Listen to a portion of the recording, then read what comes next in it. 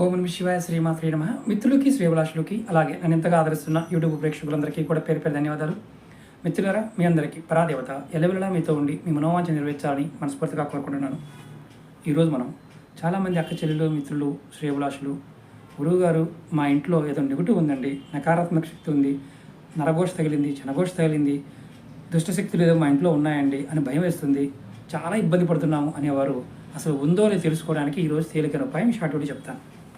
మీరు ఈ ఉపాయానికి కావాల్సింది గ్లాస్ వాటరు, ఒక నిమ్మకాయ.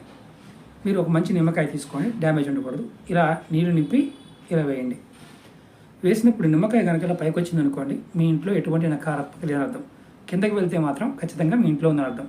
ఇలా ఉన్నప్పుడు మీరు ఏం చేస్తారంటే కల్లుప్పు తీసుకోండి, దొడ్డుప్పు తీసుకొని ఇంట్లో అన్ని గదులు మూడు సార్లు ఇలా తిప్పి దాన్ని తీసుకువెళ్ళి షింక్లో పడేయండి. ఇలా చేయడం వల్ల ఖచ్చితంగా నెగటివ్ పోతుంది. ఓం నమ శివాయ శ్రీమాత్రే నమః.